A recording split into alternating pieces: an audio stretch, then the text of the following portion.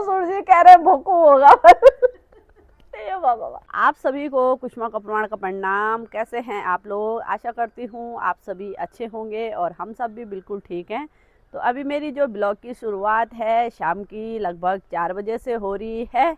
और आज मौसम की बात करें तो हमारे रुद्रप्रयाग का जो मौसम है इस प्रकार से हो रखा है। आप देख सकते हैं चारों तरफ बिल्कुल अंधेरा हो रखा है और आसमान में जो है चारों तरफ से बिल्कुल बादल लगे हुए हैं और हल्की हल्की जो है ना बूंदाबांदी भी हो रही है। आज तो 3 बजे तक धूप रही और उसके बाद अभी जो है बूंदाबांदी होने लग गई है। और कल का मौसम तो पूरे दिन भर जो है बारिश वाला था। तो अभी मेरी तैयारी हो रही है खेत में जाने की और वहाँ पे थोड़ा सा गेहूँ पके हुए हैं तो मैं अभी वहीं जा रही हूँ खेत में गेहूँ काटने के लिए। मौसम भी बहुत ख़राब हो रहा है और हम खेत में आ रखे हैं और सासू जी भी आ रखे हैं। सासू जी तो मेरे से पहले आ गए थे और ऊपर पे सासू जी और प्रियंका भी आ रखे हैं। और ये वाले गेहूँ तो इस साइड से हो रखे हैं और उस साइड से तो बिल्कुल हरे हैं, पर बंदरों ने भी बहुत ज़्यादा गेहूँ तोड़ रखे हैं तो बहुत मुश्किल हो रहा है इनको काटना। गेहूँ हरे भी हैं और सासू जी अभी ढूंढने पे लगे हैं। कहाँ पे होंगे कहाँ पे होंगे, देखो यहाँ देखो लगे हुए हैं अभी गेहूँ ढूंढने पे कहाँ पे पके होंगे, कौन से बालियाँ पकी होगी।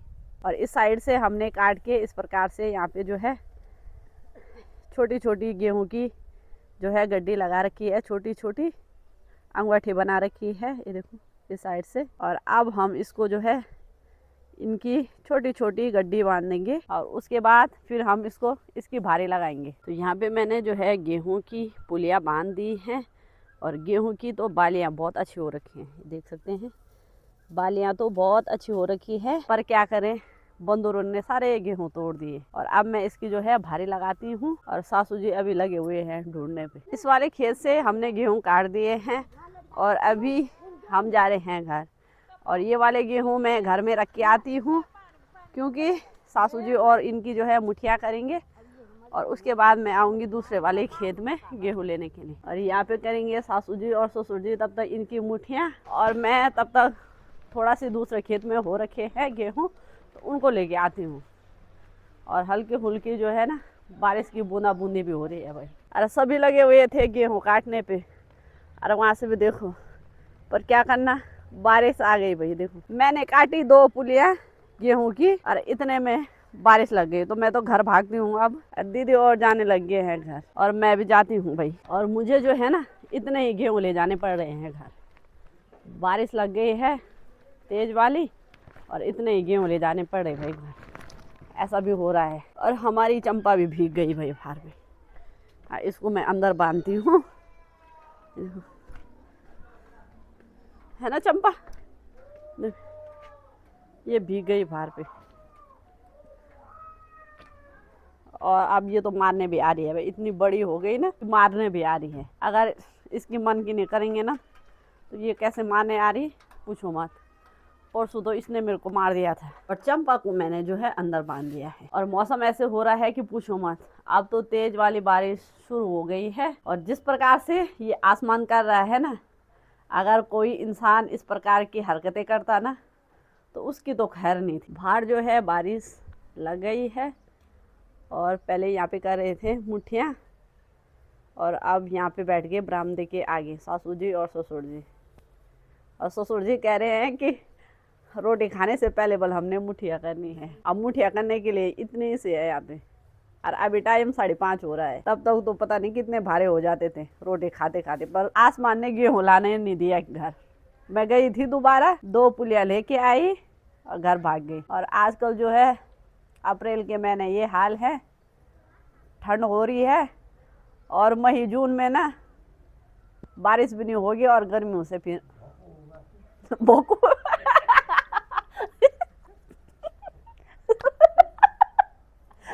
ससुर जी कह रहे भोकू होगा। ये बाबा, भोकू मतलब गढ़वाली में भोकू मतलब गर्मी होगी। उमस, जिसको उमस बोलते हैं ना, भोकू मतलब उमस होगी। यार भोकू होगा बस। है।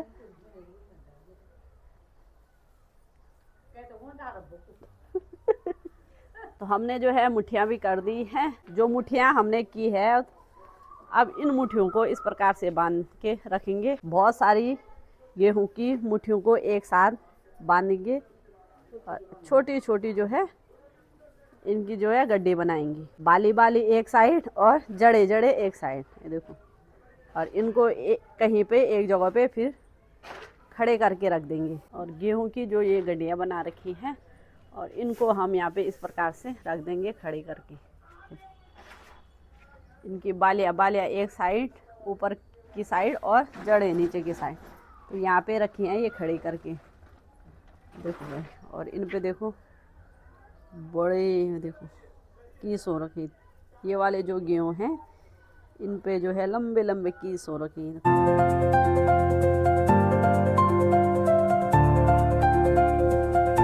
और ये घास हो गया हमारी चंपा के लिए। और आजकल जब से गेहूं की कटाई हुई है तब से जो है चंपा के लिए स्पेशल से अलग घास काटना नहीं पड़ रहा। गेहूं की मुठियाँ बनाते बनाते जो है चंपा के लिए घास भी हो जा रहा है। हमने गेहूं की मुठियाँ भी कर दी हैं और मैं चंपा को जो घास था उसको भी चंपा को ढाल के आ गई हूँ। और हमने जो है सारे गेहूं भी बिल्कुल ढका के रख दिए हैं। कट्टे से तिरपाल ढाल दिया है गेहूं में। और यहाँ पे हमने पूरा साफ भी कर दिया है, झाड़ू मार के पूरा साफ हो गया है चौक। और इसके बाद झाड़ू मारने के बाद यहाँ कुछ उसमें गेहूं की मुठियाँ करने के बाद कुछ गेहूं के बीज और कुछ पूरे के बीज गिरे हुए थे। तो आप देख सकते हैं जो ये काले काले बीज हैं ये हैं पूरे के बीज और इनमें कुछ गेहूं के बीज हैं। तो अभी मैं उन्हीं को छान दी हूँ। और आज हमने सोचा था कि 2-3 भारियाँ जो है गेहूं की काट देंगे और मौसम ने तो बिल्कुल कुछ भी काम करने नहीं दिया। थोड़ा सिलहाई गेहूं और फिर उसके बाद फिर बारिश आ गई और फिर घर ही में बैठे हैं। जितने गेहूं के बीज हैं उतने ही जो है घास के बीज भी हैं और बड़ी मुश्किल से मैंने उनको जो है अलग अलग किया है। तो अभी उत्तम ला गया है चाय, तो अभी थोड़ा चाय पी लेती हूँ क्योंकि मैंने उसको बोला कि उत्तम थोड़ा चाय बना ले क्योंकि आज ठंडा है ना, तो चाय पीने का मन कर रहा है। तो वो बना के ला गया और मैंने भी यहाँ पे जो है गेहूं को छान दिया। जो घास के बीज में गेहूं थे मैंने उनको भी छान दिया।